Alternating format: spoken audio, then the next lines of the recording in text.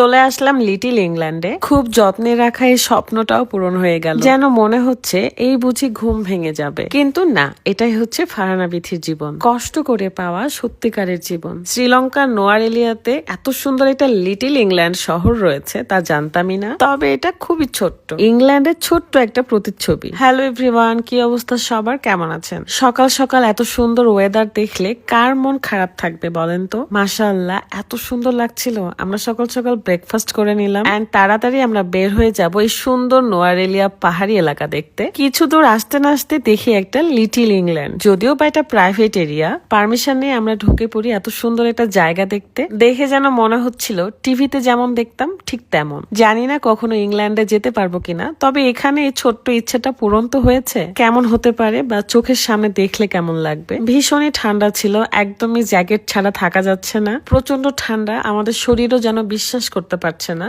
হঠাৎ করে গরম থেকে শীতকালে চলে আসলাম কিভাবে।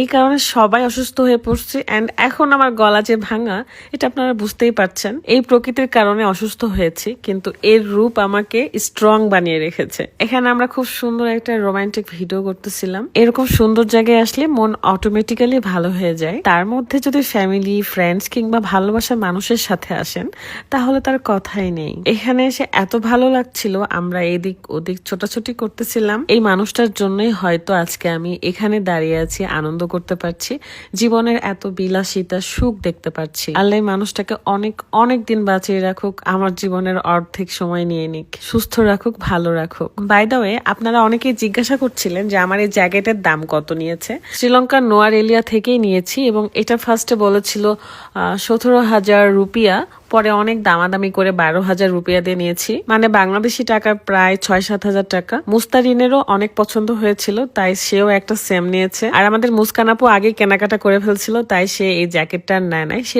অনেক সুন্দর একটা রেড কালার জ্যাকেট নিয়েছে। আমার মুস্কান আপু এত বেশি কিউট, এত সুন্দর, সে অলওয়েজ টাইম কিউট থাকে। এখান থেকে আমরা বের হয়ে পড়বো। অনেকক্ষণ এখানে ছিলাম, যেহেতু প্রাইভেট এরিয়া তাই বেশিক্ষণ সময় কাটাতে পারি নাই, জাস্ট দেখে গিয়েছি কত সুন্দর হতে পারে একটা লিটল ইংল্যান্ডের এরিয়া, তাও আবার এই পাহাড়ি এলাকায়। আমি তো এটাই ভাবতেছিলাম যে পাহাড়ের রেল লাইন থেকে শুরু করে শহর, মার্কেট সবকিছু রয়েছে। দেখেন কত সুন্দর লাগছে, পেছনে পাহাড়, তার সাথে এই বাড়িগুলো। শীতকালীন দেশে বাড়িগুলো, ছাউনিগুলো এমনই হয়, মানে আমি সবসময় টিভিতে দেখেছি, শুনেছি, বাট এই প্রথমবার জীবনে নিজের চোখে দেখলাম। তারপর বের হয়ে গেলাম এবং বের হয়ে দেখি সুন্দর একটা রাস্তা ছিল।